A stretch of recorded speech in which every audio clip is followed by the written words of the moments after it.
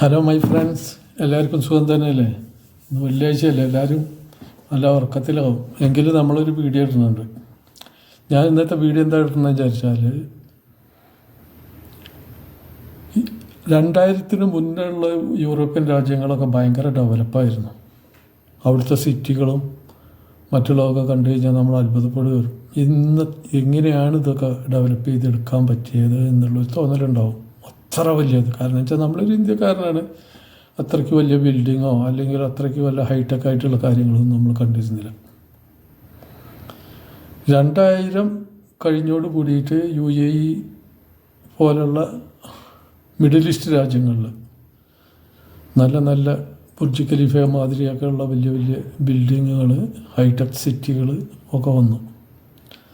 അപ്പോൾ നമ്മൾ വിചാരിച്ചു, ഇനി ഏത് കാലത്താണ് ഇനി ഞാൻ സൗദി അറേബ്യയിലാണ്, സൗദി അറേബ്യയിലൊക്കെ ഈ രീതിയിൽ വരികയെന്ന് വിചാരിച്ചു.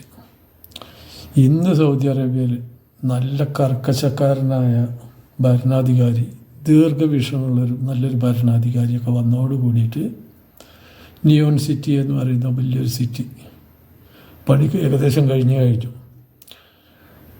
ബുർജ് ഖലീഫേൻ്റെ 2 ഇരട്ടി വലുപ്പത്തിലുള്ള വലിയൊരു ബിൽഡിങ്, അങ്ങനെ പല സംഗതികളും വന്നുകൊണ്ടിരിക്കുകയാണ്. ഇന്ന് അത്ഭുതപ്പെട്ടു പോകും. കാരണം എന്താണെന്ന് വെച്ചാൽ ഈ എല്ലാ ഉയർച്ചകളിലും നമുക്ക് നേരിട്ട് കണ്ട് മുന്നോട്ട് കൊണ്ടുപോകാൻ പറ്റിയ ഒരു വ്യക്തിയാണ് ഞാൻ സൗദി അറേബ്യയിലെ എല്ലാ റീജിയനിലും എല്ലാ സ്ഥലങ്ങളിലും വർക്ക് ചെയ്തതാണ്. അപ്പോൾ ഇതിൻ്റെ ഡെവലപ്പ് നേരിട്ട് കണ്ട് മനസ്സിലാക്കാൻ പറ്റി. എന്തൊരു സന്തോഷമാണ്.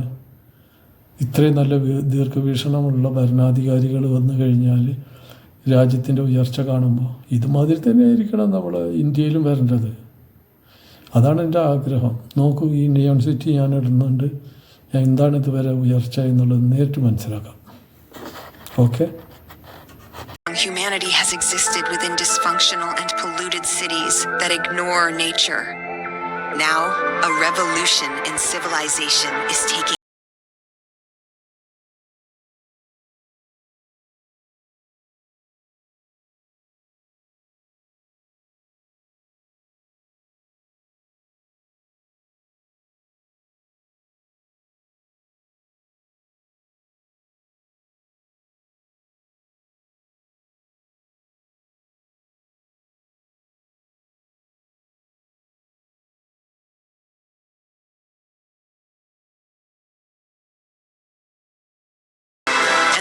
infrastructure makes it possible to travel end-to-end in 20 minutes with no need for cars, resulting in zero carbon emissions.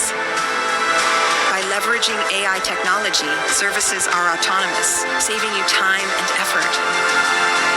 Designed by world-leading architects, the line is 500 meters tall, 200 meters wide, 170 kilometers long, and housed within an elegant mirror glass facade. Intelligent